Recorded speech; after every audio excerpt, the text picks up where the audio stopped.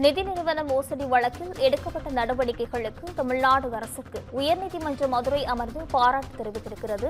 நீதிமன்ற உத்தரவுகளை அரசுக்கு தெரிவித்து அரசாணை பிறப்பிக்க உதவிய தலைமை நிதி நிறுவன மோசடியில் ஈடுபட்டால் இனி குண்டர் சட்டம் பாயும் என்று தமிழக அரசு தரப்பில் தெரிவிக்கப்பட்டிருக்கிறது. இதனை அண்மை செய்தியாக பார்த்து வருகிறோம். இதுகுறித்தான முழுமையான விவரங்களுடன் செய்தியாளர் சிவகுமார் இணைப்பில் இருக்கிறார். வணக்கம் சிவகுமார், விவரங்களை பதிவு செய்யுங்கள். அதாவது நிதி நிறுவன மோசடி வழக்கில் அரசு எடுக்கும் நடவடிக்கைகளுக்கு தமிழ்நாடு அரசுக்கு தற்போது உயர்நீதிமன்ற மதுரை கிளை பாராட்டு தெரிவிச்சிருக்குதுங்க. நீதிமன்றத்தின் உத்தரவுகளை அரசுக்கு தெரிவித்து அரசாணைகளை பிறப்பிக்க உதவிய தலைமை குற்றவியல் வழக்கறிஞர் ஹசன் முகமது ஜின்னாவுக்கு நீதிபதி பாராட்டு தெரிவித்ததோடு இல்லாம நிதி நிறுவன மோசடியில் ஈடுபட்ட இனி குண்டர் சட்டம் பாயும் அப்படின்னு தமிழ்நாடு அரசு உயர்நீதிமன்ற மதுரை கிளையில அறிக்கையை தாக்கல் செஞ்சிருக்குது.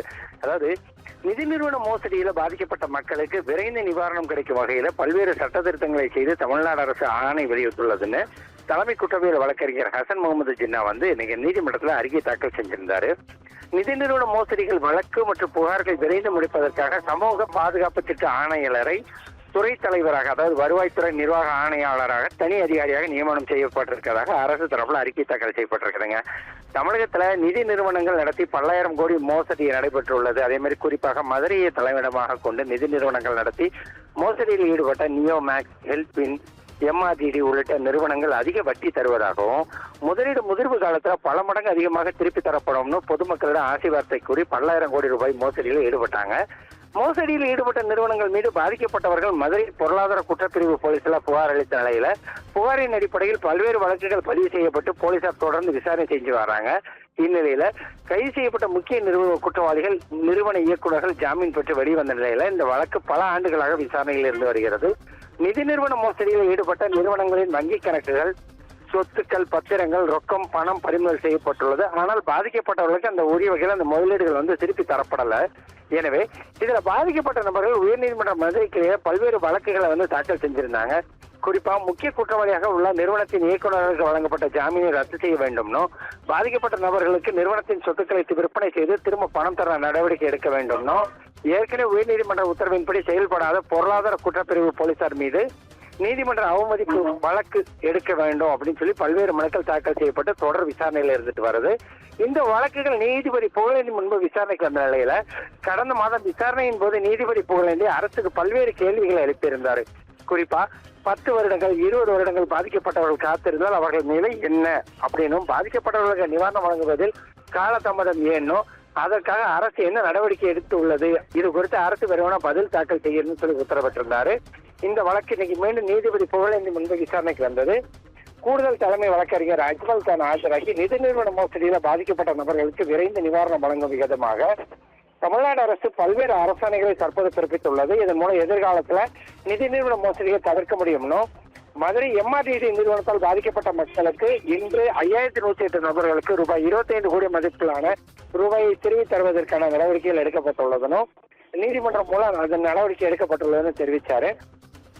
தமிழ்நாடு அரசின் தலைமை குற்றவியல் வழக்கறிஞர் ஜின்னா மற்றும் கூடுதல் குற்றவியல் வழக்கறிஞர் செந்தில்குமார் ஆஜராகி நிதி நிறுவன மோசடியில் ஈடுபடுவோர் மீது குண்டர் சட்டத்தில் கைது செய்யும் வகையில சட்ட திருத்தம் செய்யப்பட்டுள்ளது, அதற்கான அரசாணை வெளியிடப்பட்டுள்ளதுன்னு சொன்னாரு. நிதி நிறுவன மோசடியில் பாதிக்கப்பட்டவர்களுக்கு விரைந்து நிவாரண தொகைகள் திரும்பி வழங்குவது குறித்து 10 துறை அதிகாரிகளுடன் கலந்து ஆலோசித்து பல திருத்தங்கள் செய்யப்பட்டுள்ளதுனோ, நிதி மோசடி செய்தவர்களின் சொத்துக்களை வழக்குகளை அட்டாச் செய்வது எங்கு தாமதமாகிறது என்பது குறித்து கண்டறிந்து இது தொடர்பான தகவல்கள் உடனடியாக இமெயிலில் பரிமாற வேண்டும்னு அரசாணை வெளியிடப்பட்டுள்ளதுன்னு குறிப்பிட்டாரு. மோசடி நிறுவனங்கள் 10 கோடி வரை நிதி நிறுவன மோசடியில் ஈடுபட்டிருந்தால் சம்பந்தப்பட்ட பொருளாதார குற்றப்பிரிவு காவல் கண்காணிப்பாளர் அந்த சொத்துக்களை பறிமுதல் செய்வதற்கு அதிகாரம் வழங்கப்பட்டுள்ளதுனோ, அவர் சொத்துக்களை விற்பனை செய்து சட்ட விதிகளை பின்பற்றி பண விநியோகம் செய்வதற்கு அதிகாரம் வழங்கப்பட்டுள்ளதுன்னு குறிப்பிட்டாங்க.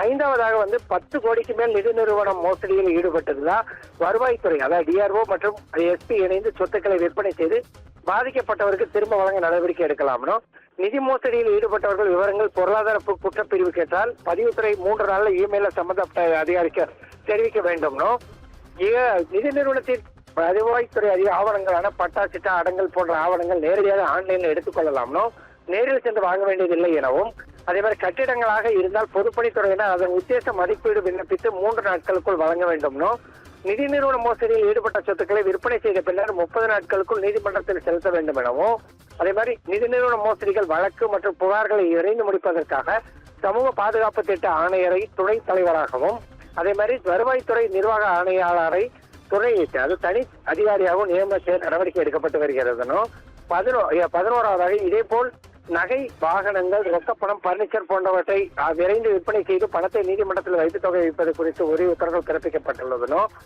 இந்த நடவடிக்கைகள் அனைத்து இமெயில் மூலம் மேற்கொள்ள தனி இமெயில் உருவாக்கப்பட்டுள்ளதென்றும், வாகனங்கள் பறிமுதல் செய்யப்பட்டு உடனடியாக வட்டார போக்குவரத்து அலுவலர்கள் மூலம் அதன் மூலம் உண்மையான உரிமையாளர்களை கண்டுபிடித்து நீதிமன்றத்தில் அறிக்கை தாக்கல் செய்யப்பட வேண்டும்னோ, இது உள்ளிட்ட 15 அம்சங்களை குறிப்பிட்டு பல வழிகாட்டுதலை அரசாணையாக பிறப்பித்து சம்பந்தப்பட்ட அதிகாரிகளுக்கு சுற்றறிக்கை அனுப்பப்பட்டுள்ளதனோ அதற்கான ஆவணங்களை நீதிமன்றத்தில் தாக்கல் செஞ்சிருக்கிறாரு. இதனைத் தொடர்ந்து இந்த நீதிபதி புகழேந்தி நிதி நிறுவன மோசடியில பாதிக்கப்பட்ட மக்களுக்கு விரைந்து நிவாரணம் வழங்கும் விதமாக உத்தரவுகளை பிறப்பித்த தமிழ்நாடு அரசுக்கோ, இந்த வழக்கில் அரசுக்கு உறுதுணையாக செயல்பட்ட தலைமை குற்றவியல் வழக்கறிஞர் ஹசன் முகமது ஜின்னா மற்றும் கூடுதல் குற்றவியல் வழக்கறிஞர் செந்தில்குமாருக்கு பாராட்டுகளை தெரிவித்த நீதிபதி இது குறித்த விரைவான உத்தரவுகள் பிறப்பிக்கப்படும் கூறி வழக்கை ஒத்தி வச்சிருக்கிறாங்க. நிஷா, சிவகுமார், விவரங்களுக்கு நன்றி.